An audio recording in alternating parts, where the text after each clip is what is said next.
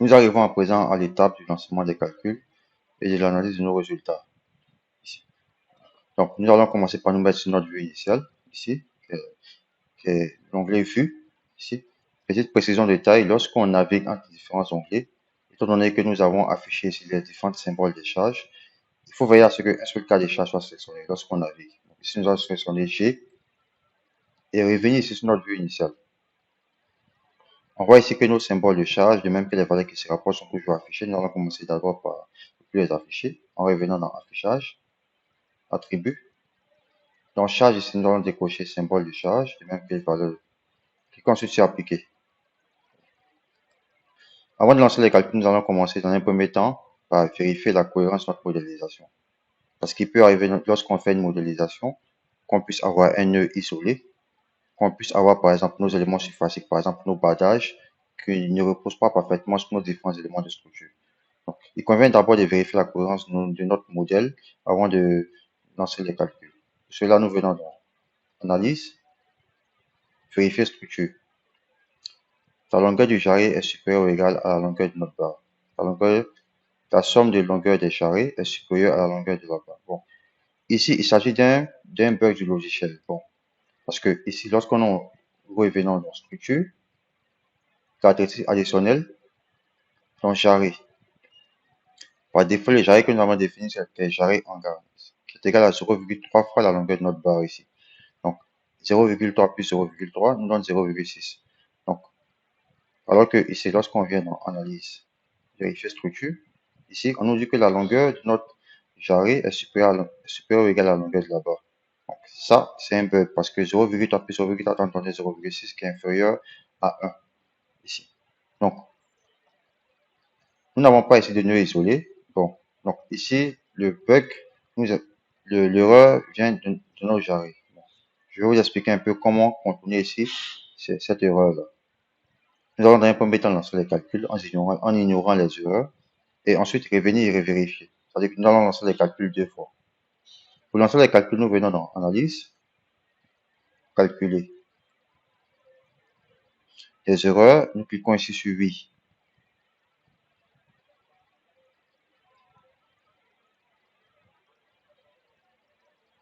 Donc, ce message d'erreur est appliqué une première fois. Voilà. Ensuite, lorsque les calculs ont été bien définis, ici notre bouton doit apparaître ici en vert. Résultat MEF actuel, cela signifie résultat méthode des éléments finis actuels. Ça signifie que tous nos calculs ici sont actualisés. Donc, j'ai expliqué, on a lancé les calculs d'abord une première fois en ignorant les erreurs. Nous allons ensuite vérifier notre structure. Dans Analyse, Vérifier structure. Ici, nombre d'erreurs, ça nous met 0. Nombre d'avertissements, ça nous met 0. Donc, lorsqu'on met des jarrets ici, le logiciel par défaut va appliquer des erreurs lorsqu'on va faire des vérifications. Voilà. Même, quand bien même il n'y a pas d'erreur, mais il convient dans un premier temps pour détourner ce bug-là, de lancer les calculs une première fois, ensuite de vérifier notre structure, ensuite de relancer les calculs une deuxième fois. Nous allons relancer les calculs une deuxième fois. Pour cela, nous revenons dans Analyse, Calculer. On voit ici que nos calculs ont été bien menés, voilà, et que le bouton vert affiché résultat MEF actuel. Donc, ça, c'est une petite astuce qu'on a dans Robot. Voilà. Donc, lorsqu'on met des jarrets au début de notre modélisation, et lorsqu'on veut vérifier, le logiciel va nous mettre par défaut que la longueur de nos jarrets est plus longue que la longueur de nos barres, quand bien même ce n'est pas le cas. Donc, il faut d'abord lancer les calculs une première fois, ensuite vérifier notre structure, ensuite relancer les calculs une seconde fois. Nous arrivons à présent à l'étape de l'analyse de nos résultats.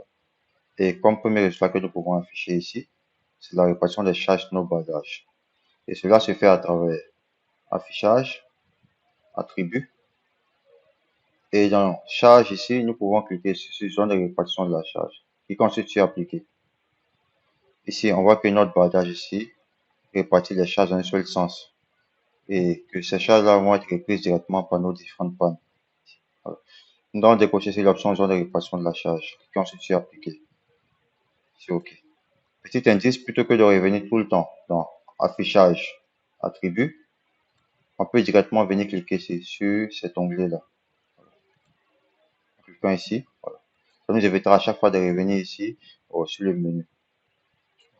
Ensuite, nous allons commencer par analyser nos différents éléments de structure, c'est-à-dire afficher les valeurs des forces, de même que les valeurs des moments qui sont issus de notre modélisation, de même qui sont issus de nos calculs. Et nous allons commencer par analyser nos pannes. Et cela, nous cliquons ici, nous sélectionnons une panne ici. Et nous allons isoler cette panne-là du reste de notre modèle pour avoir une meilleure visibilité. Et cela se fait à travers édition, modifier sous structure, nouvelle fenêtre. On voit ici que notre panne ici a été isolée. Nous allons commencer par décocher l'option croquis. Donc, plutôt que de venir dans affichage, attribut, ici, donc nous allons cliquer directement ici, comme ça a été dit précédemment. Dans barre ici, nous allons décocher l'option croquis. Cliquons sur appliquer. Voilà. Ici, on voit que notre panne ici est affichée sous forme de segment. Voilà. Cela nous facilitera plus la tâche lorsqu'il s'agira de lire ici les valeurs des forces et même les valeurs des moments. Nous allons ensuite nous mettre ici sur l'axe Y, sur le repère YZ. Ça, nous venons ici dans YZ. Donc, nous allons zoomer ici sur notre panne qui est mise ici. Maintenant, pour avoir une visibilité sur les valeurs des forces, de même que les valeurs des moments qui s'exercent ici sur notre panne, cela se fait à travers l'onglet résultats. Diagramme barre. Ici. Nous avons ici une liste de menus. NTM, là où nous pouvons afficher les valeurs des forces, de même que les valeurs des moments. Déformer, nous pouvons afficher les valeurs des déformés. Contraintes ici, nous pouvons afficher les valeurs des différentes contraintes qui sont liées à nos différents moments ici. Les moments de flexion, des contraintes normales, les contraintes de flexion, les contraintes maximales. Les valeurs des réactions aussi qui représentent les différentes réactions. Mais là, nous allons utiliser ça plus lorsque nous allons arriver au niveau des appuis ici, les appuis sous poteau. Le ferraillage également pour tout ce qui est calcul béton, mais les différents paramètres ici. Bon, nous allons revenir ici sur l'onglet LTM. Donc, nous avons la possibilité de naviguer ici. Nous venons de cliquer ici, naviguer. Donc, nous allons naviguer ici à travers cet onglet-là. Ensuite, ces valeurs de fx, de même que ces valeurs des moments que nous allons afficher ici, ne seront pas mises ici conformément à notre repère global qui est mis ici, mais seront affichées conformément au repère local de notre barre ici. Donc, pour afficher ce repère local, nous venons donc ici, dans attributs, en cliquant ici. Dans favoris ici, nous allons cliquer ici dans repères locaux et afficher repère local des barres. Cliquons sur appliquer. Ici, on voit que le repère local de notre barre a été affiché ici. Donc, l'axe X ici, l'axe Y et l'axe Z ici, est mis de l'autre côté. Bon, pour avoir une visibilité, nous mettons en 3D ici, en cliquant sur la maison. On voit ici que il y a l'axe X qui est parallèle ici à l'axe neutre ici de notre panne. L'axe Y qui est perpendiculaire à l'axe de notre panne, de même que l'axe Z ici. Donc, nous allons remettre ici sur l'axe, sur le repère YZ. Ici, cliquons sur sélectionner. Nous pouvons afficher par exemple ici les valeurs pour fx. Bon, nous allons revenir ici sur l'onglet paramètres. Description des barres, nous allons opter pour test ici. Et valeurs positives et négatives différenciées. De ce fait-là, les valeurs positives, de même que les valeurs négatives, auront des couleurs différentes. Cliquons sur appliquer. Ici, par défaut, comme valeur ici, c'est mis 0. Nous revenons dans NTM, 0 pour le cas de charge G. Nous pouvons afficher pour le cas de charge Q. 0,01 pour le cas de charge gauche sur droite. Donc, pour chaque force ici, nous pouvons afficher sa valeur pour chaque cas de charge également. Donc, nous décochons ici Fx, cliquons sur appliquer. Nous allons afficher maintenant la charge Fy. Cliquons sur appliquer. 0. Ici, pour le cas de charge 4. 0 également pour tous les autres cas de charge.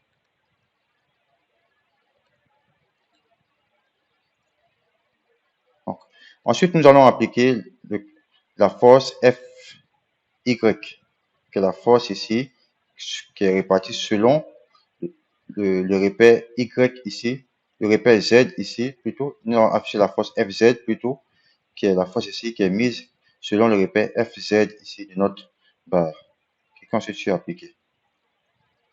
Ici, on voit que notre panne ici est soumise à deux forces ici, Fz, qui sont maximales ici sur les appuis, et de même que qui sont opposées en signe. Donc, on a 0,78 ici, donc ici, on a moins 0,78 pour le cas des charges 9. Nous allons afficher également pour le cas des charges G, qui est égal à 0,65 et moins 0,65. Donc, ici, ces charges-là sont maximales sur nos appuis, et de même que ont des valeurs qui sont les mêmes en valeur absolue. Voilà, donc, 0,65. Autre résultat que nous pouvons afficher, mx, qui est la charge qui est la valeur du moment ici qui est mis, qui tourne autour de notre axe, de l'axe X ici de notre barre, notre panne, qui constitue appliqué. Donc nous allons changer ici l'élément cas de charge Q, toujours à 0.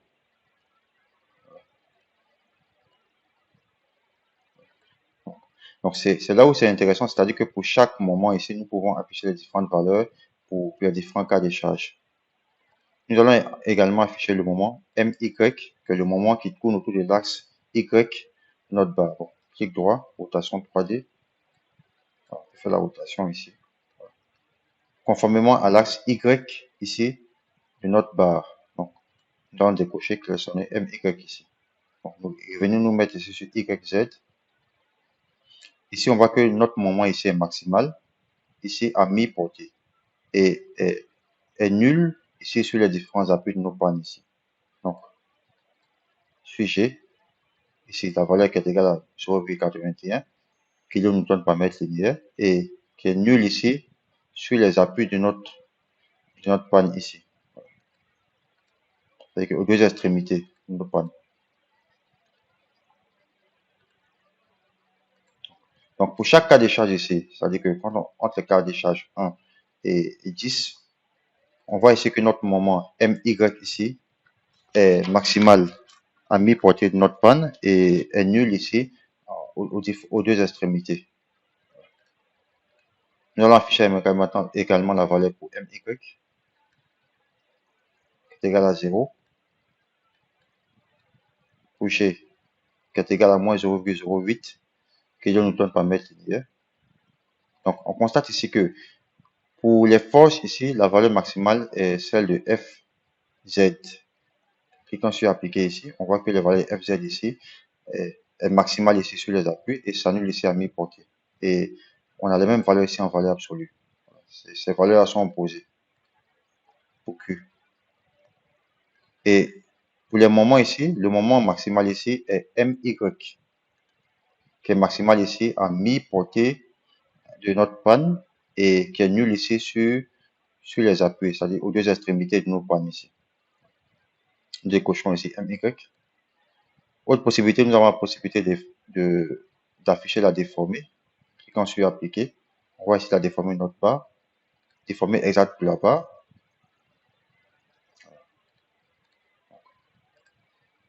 Autre possibilité, on peut afficher également les valeurs des différentes contraintes. Bon, les contraintes maximales ici, qui est égale à moins 131,26 mégapascal. Les contraintes minimales, ici, S minimale, moins 131,24. Contrainte de flexion pour le moment MY, qui est égal à 82, pour le cas des charges Q. Donc, on peut toujours naviguer ici sur nos différents cas de charge, G par exemple, et les contraintes de flexion minimale pour MY, pour MZ également. Donc, voilà. Donc, globalement, pour l'analyse de notre panne, les onglets qui vont nous intéresser, ce sont les onglets NTM. Nous allons pouvoir afficher les valeurs de notre force, de nos forces, même que les valeurs de nos moments. L'onglet déformé où nous allons pouvoir afficher les valeurs de nos différents déformés, des bas. De même que l'onglet contraintes ici, nous allons la possibilité d'afficher les différentes valeurs des contraintes qui se rattachent à nos différents moments. Et dans paramètres ici, nous pourrons régler par exemple des différentes options d'affichage, des différentes valeurs de nos diagrammes, de même que les différentes valeurs de nos moments. Donc, c'est bon pour l'analyse de nos pannes. Donc, dans la prochaine partie, nous allons procéder à l'analyse de nos portiques, c'est-à-dire l'analyse de nos traverses plus de nos poteaux.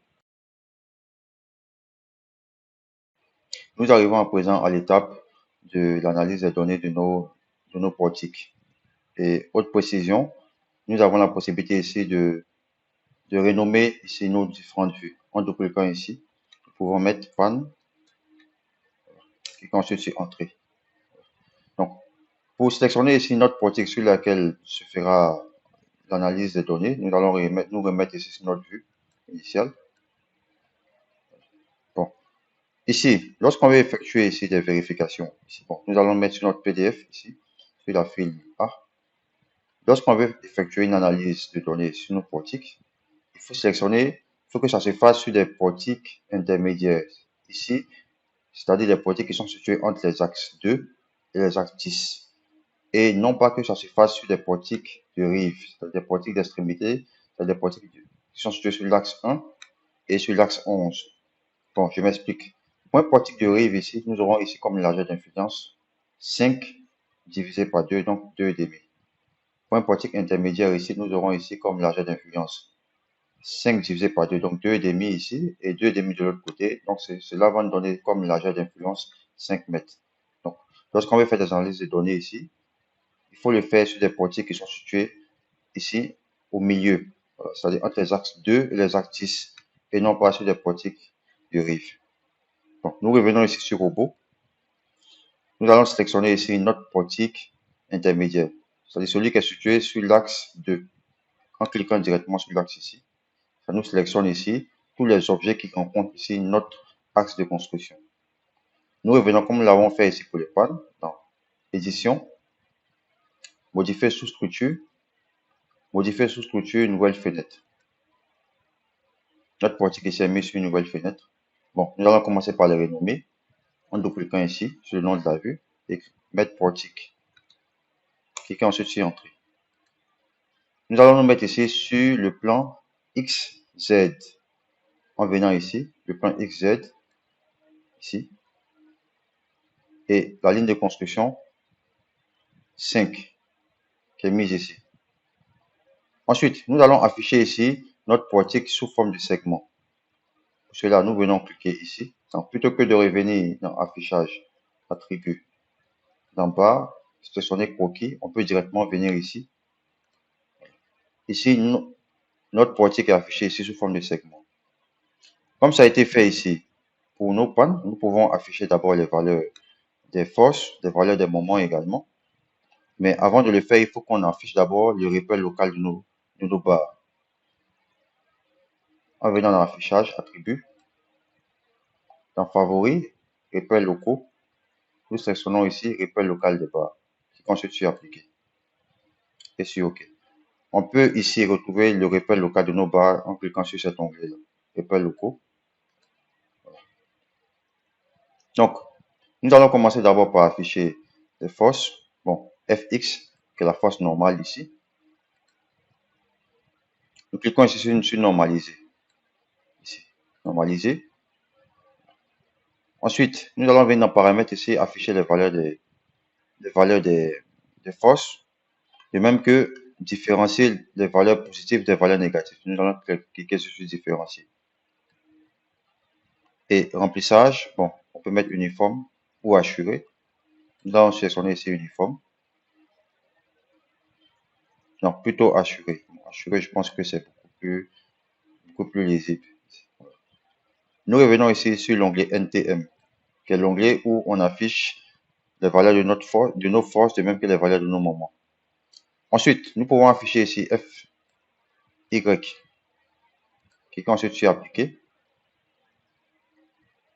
On voit que ici les valeurs ici sont négligeables. Ensuite, FZ. Ici, lorsque ça s'affiche de cette façon-là, nous cliquons sur normaliser. Pour remettre à l'échelle normale, cliquons ensuite sur appliquer. On voit ici que les valeurs de FY sont maximales ici sur les appuis de notre traverse ici. Nous pouvons afficher également le moment MX que sur appliqué, normaliser, appliquer. De même que le moment MY, qui est le moment qui tourne autour de l'axe Y ici. Bon, clic droit, rotation 3D. MY est le moment qui tourne autour de notre axe ici Y. MY qui constitue sur appliqué. Nous revenons ici sur le plan XY, cliquez sur normaliser pour remettre à l'échelle normale, qui constitue sur appliqué. Donc, nous allons changer ici les différents cas de charge, afficher les valeurs pour les différents cas de charge. Pour Q, relevant gauche-droite, relevant gauche-droite en suppression.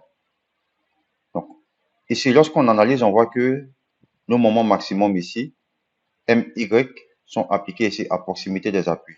Donc, vous comprenez pourquoi au début de notre modélisation, nous avons mis ici des jarrets. Parce qu'on voit que les moments sont appliqués, les moments maximum sont appliqués ici à proximité de l'extrémité de nos traverses. De même que au haut, sur le haut de nos poteaux ici. Voilà. Alors, moi, c'est 58,46. Étant donné que ici, nous avons choisi comme pied de poteau articulé, donc il n'y aura pas de moment ici au pied de notre poteau qui est ici. Voilà. Donc, nous pouvons afficher ici ces valeurs de MY ici pour les différents cas de charge. Vous comprenez un peu la nécessité de mettre des jarrets ici, étant donné que les moments maximum s'exercent ici à proximité des appuis.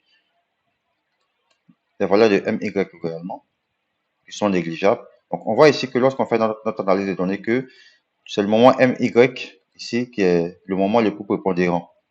Les autres moments tels que MX et MZ ici sont quasiment négligeables. De même ici, c'est la force FZ qui est la force qui a la plus grande valeur ici. Les autres forces telles que Fx et Fy ici ont des valeurs qui sont minimes, surtout Fy ici, qui ne constitue rien et appliqué. On peut également afficher les déformés qui constituent appliqué, de même que les déformés exacts de nos barres ici, qui ne constituent rien et sur appliqué pour désélectionner. De même que les contraintes, comme ça a été fait pour nos pannes, les contraintes maximales, les contraintes minimales, les contraintes de flexion suivant le moment MY, les contraintes de flexion suivant le moment MZ, les contraintes de flexion ici suivant le moment MY ici, MZ ici, MY, et les contraintes de flexion minimales suivant MZ ici. Donc, ici, on voit ici que les valeurs maximales ici sont celles de MY. Donc, on peut changer pour chaque cas de charge.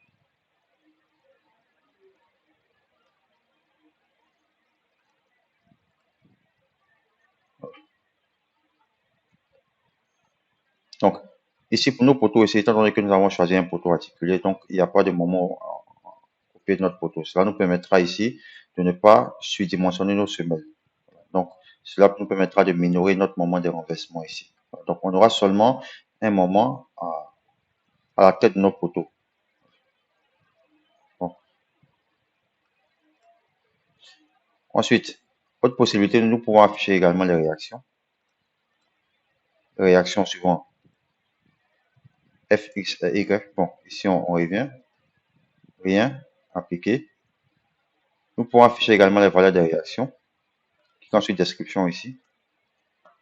Nous avons ici les valeurs des réactions qui sont données ici. La valeur de Fx, la valeur de Fy et la valeur de Fz. Les valeurs des réactions aussi sont données conformément à notre repère global qui est mis ici. Pour les valeurs des forces et des moments de nos bases, cela se fait conformément au repère local de notre barre. Mais pour les valeurs des réactions, cela se fait conformément au repère global ici. Ici, nous avons les différentes valeurs ici pour chaque cas de charge. Valeur des réactions. Suivant la charge G, la charge Q. Suivant le vent gauche-droite en suppression, et ainsi de suite. Et c'est ces valeurs-là que nous allons plus tard utiliser pour pouvoir dimensionner nos semelles ici. Bon, ferraillage, bon, ça c'est pour tout ce qui concerne les calculs béton en ligne. Donc, globalement, pour l'analyse de nos barres en charpente métallique, nous allons utiliser les onglets NTM, les onglets déformés, l'onglet contrainte et l'onglet réaction. Réaction, surtout pour nos portiques, pour pouvoir déterminer les valeurs des différentes réactions ici à la base de nos poteaux. Dans cette dernière partie, nous allons procéder à l'analyse de nos contre-rendements. Et pour cela, nous nous remettons ici sur notre vue de départ ici. Ici, nous allons sélectionner ici deux contreventements. Nous allons sélectionner les contreventements qui sont situés entre les axes 2 et les axes 3. Nous sélectionnons le premier, ensuite, tout en appuyant sur CTRL, le deuxième, et nous revenons comme ça a été fait pour les panneaux de notre portique. Nous revenons dans Édition, modifier sous structure, nouvelle fenêtre. Ici, nous allons nous mettre ici sur le plan YZ. Plan YZ, ici. Ensuite, zoomer sur notre première chose. Nous allons commencer d'abord par ne plus afficher nos barres sous forme de croquis en cliquant ici sur l'onglet. Et ensuite, par afficher le repère local de nos contreventements en cliquant ici sur repère locaux. Ici, toujours dans la même logique, nous allons mettre ici test pour afficher les valeurs de nos tests, différencier pour différencier les valeurs positives des valeurs négatives, et comme remplissage assuré, on laisse assurer. Nous revenons ici dans NTM. Nous pouvons afficher ici les valeurs de fx, qui est l'effort normal, fx qui est égal à 0,58 de part et d'autre. Et chaque cas de charge ici. Ensuite, les valeurs de fy ici, qui sont quasiment négligeables. Les valeurs de fz également. On voit ici que c'est seulement les valeurs de fx qui sont quand même un peu élevées carrément. Donc, cela signifie que ici, nos contreventements travaillent ici en traction pure ou en compression pure ici. Les valeurs de mx ici. Mx, on a 0. My, pareil aussi qui est négligeable.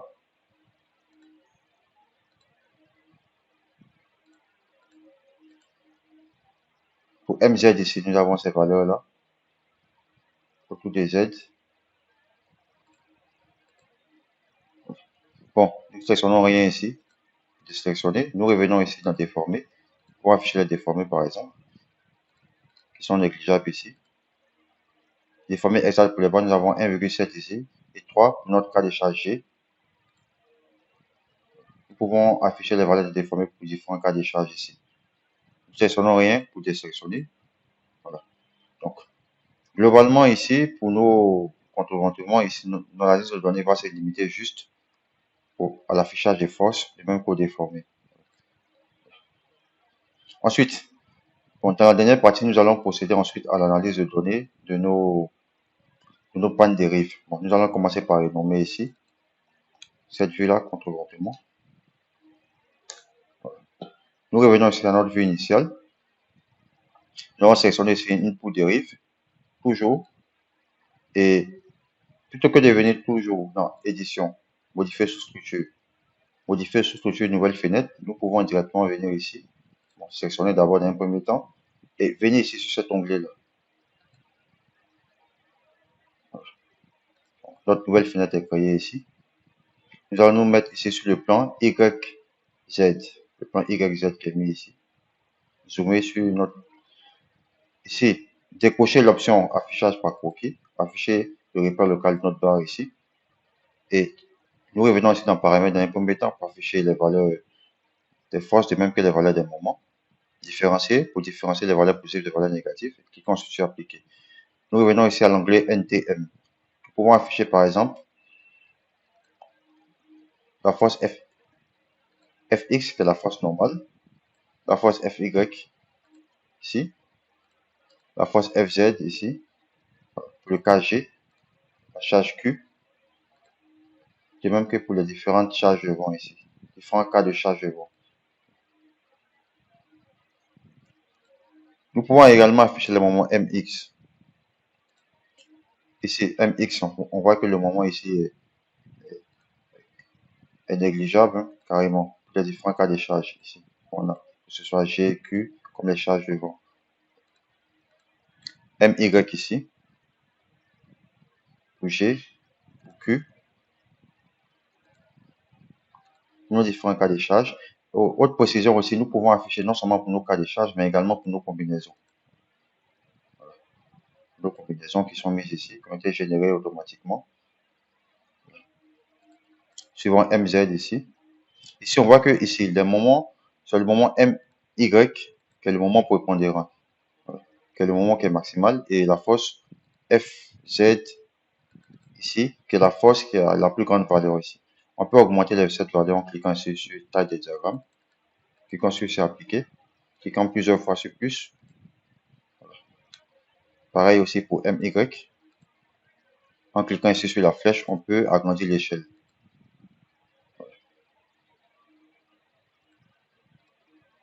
Possibilité également, bon, nous revenons NTM, donc rien pour tout désélectionner, déformer. Nous pouvons afficher la déformer de nos barres ici. Augmenter l'échelle, par exemple, pour avoir une meilleure visibilité. Des contraintes maximales ici. Bon, nous revenons en déformer, rien, appliquer. Ensuite, en contrainte, les contraintes maximales, la contrainte minimale, la contrainte de flexion maximale pour MY, la contrainte de flexion maximale pour MZ, et de même que la contrainte minimale ici pour MY et MZ.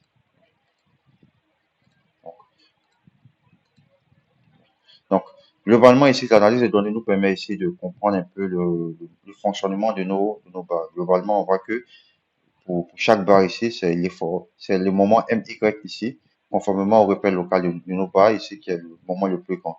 Et c'est ce moment-là que le logiciel va utiliser pour le dimensionnement de nos barres ici, parce que le logiciel choisit le moment le plus grand ici.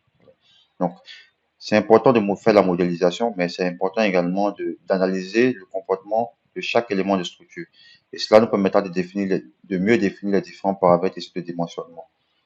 Bon, ainsi se termine la partie relative à l'analyse des données.